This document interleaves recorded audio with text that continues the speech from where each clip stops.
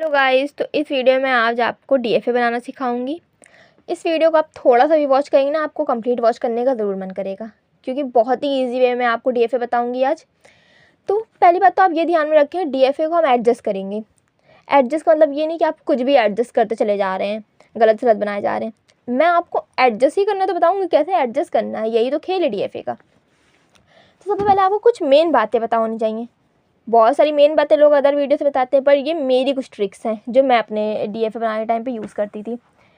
सबसे पहले तो मान लीजिए आपको अल्फ़ाबेट्स दिए हुए हैं, ए बी होता है, कहीं कहीं 0 1 से भी बनता है, ठीक।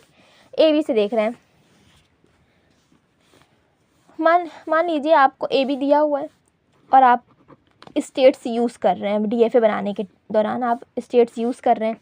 मान लीजिए आपने 2 स्टेट्स यूज़ करी, आपने मान लीजिए 3 यूज़ करी, 2 यूज़ की, चाहे मल्टीपल यूज़ की, कितनी भी यूज़ करी, तो सबके पास एक ए होगा, एक बी होगा, इसके बाद भी एक ए होगा, एक बी होगा, इसके बाद भी एक ए होगा, एक बी होगा।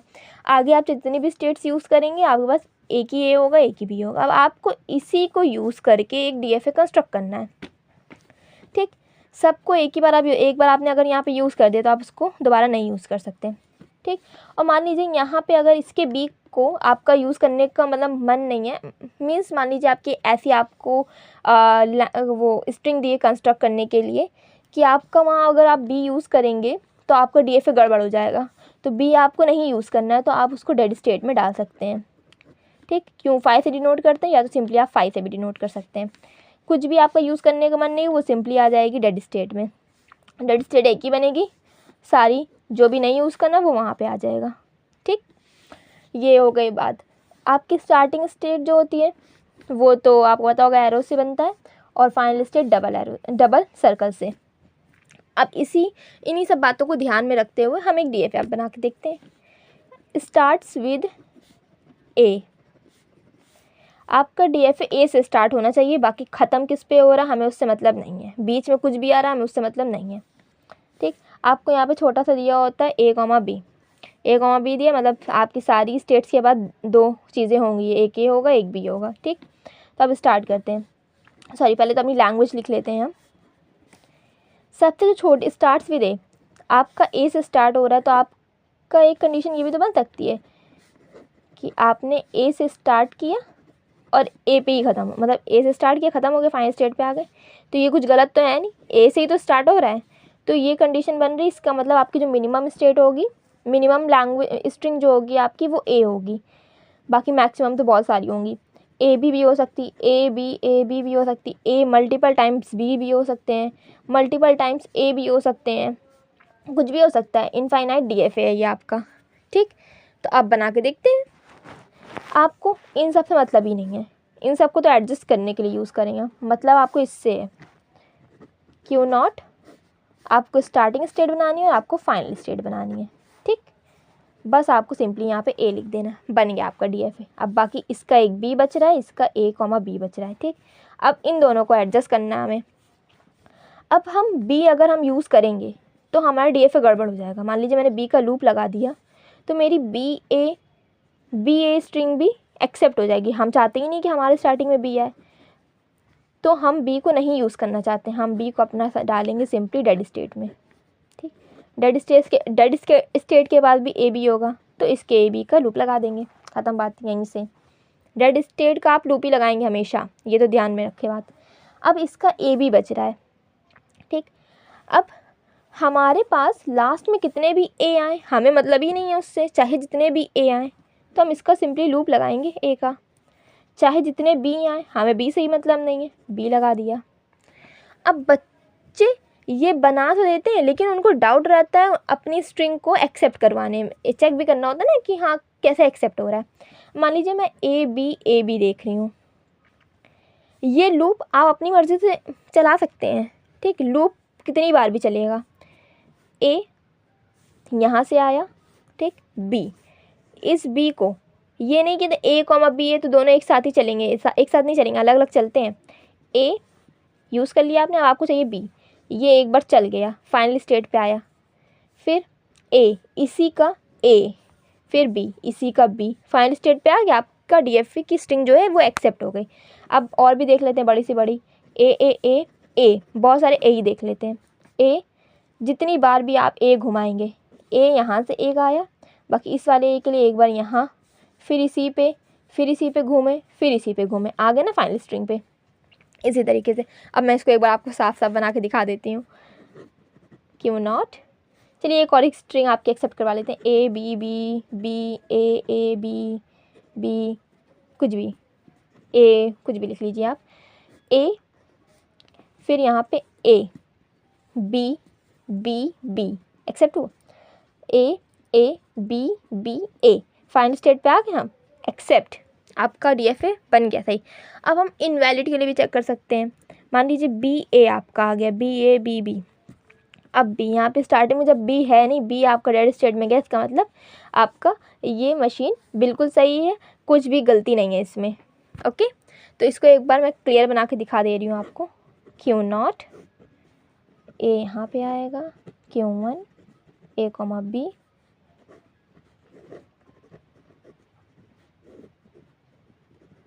होप सो आपको समझ में आया हो। मैं यही ट्रिक यूज़ करती थी, अगर आपको कोई दिक्कत हो तो आप डिसलाइक कर सकते हैं वीडियो मेरी। तो मैं आपको और एग्जांपल दिखा देती हूँ करके।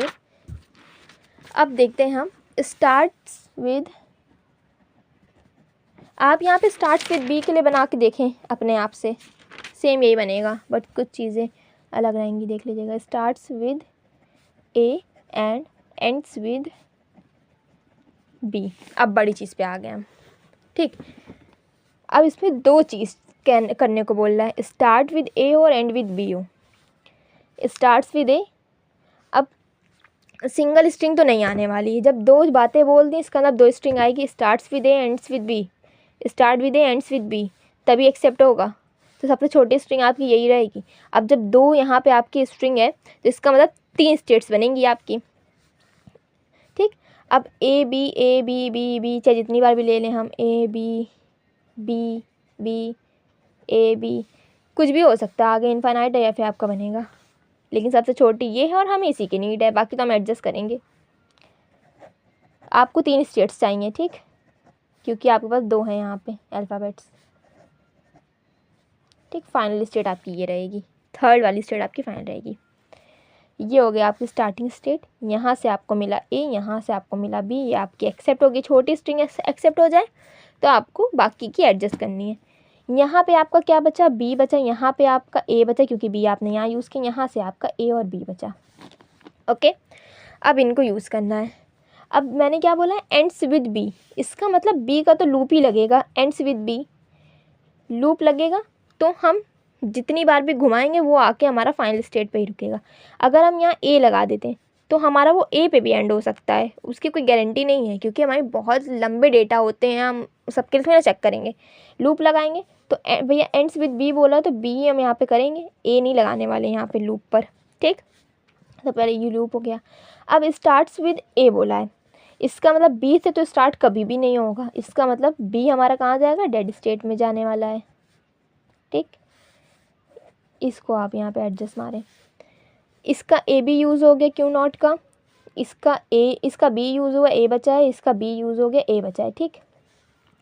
अब इसके ए का क्या करना है, अगर आपने यहाँ पे ए का लूप लगाया, आप ए इधर ही भेज सकते हैं, ए का लूप भी लगा सकते हैं, लेकिन आपको करना क्या है वो मैं बताती हूँ। ए का लूप ही लगाना है आपको, और यहाँ पर ए का लूप लगाना हो। क्यों लगाना है ये देखिए, मान लीजिए आपने ए बी आपको एक्सेप्ट कराना है, नहीं मान लीजिए ए बी आपको ये चाहिए, ए बी, ठीक, एक्सेप्ट, स्ट्रिंग एक्सेप्ट। लेकिन अगर आपने यहाँ पे लगा दिया हो तो यहाँ से आके अगर यहाँ आप आते तो क्या, मान लीजिए 4 बार ए है, ए बी तो यहाँ पे कहीं है ही नहीं, तो आपकी ये स्ट्रिंग एक्सेप्ट ही ना होती, बल्कि जबकि ये तो ट्रू है ना, ये बात तो हमारे जो हमें एक क्वेश्चन दिया हुआ है उसके अकॉर्डिंग तो ये बिल्कुल फिट बैठ रही है, तो ये तो एक्सेप्ट होनी चाहिए। और अगर आप यहाँ पे लगा देंगे तो वो गलत हो जाएगा। मोस्टली आपको लूप लगा कर ही चेक करना है, तो आपका ए लगेगा यहाँ पर। एक बार मैं क्लियर बना देती हूँ, क्यों नॉट Q1 एंड Q2,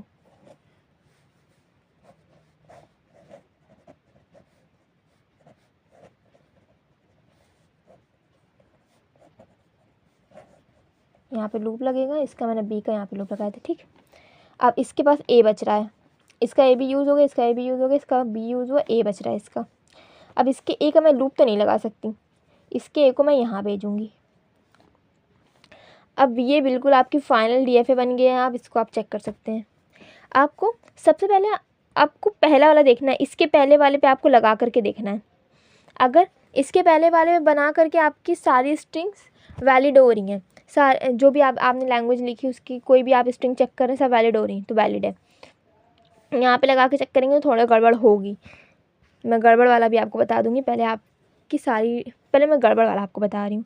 अगर आप यहाँ पर डायरेक्ट लगा रहे होते तो क्या होता, A B A B A B A B A B आपका एक्सेप्ट ना हो पाता। ए बी अगर आपने डायरेक्ट यहाँ पे लगाया होता ए बी, फिर यहाँ ए आता आपका, यहाँ पे तो कहीं भी है नहीं, ये आपकी एक्सेप्ट ही ना हो पाती। इसलिए यहाँ पे देखिए, और यही चीज़ इस वाले से एक्सेप्ट होगी आपकी, A B A and B final state पे आ गए आप। ये हो गया आपका बिल्कुल राइट DFA। अब एक और देख लेते हैं क्वेश्चन हम। आपका स्टार्ट्स विद ए बी,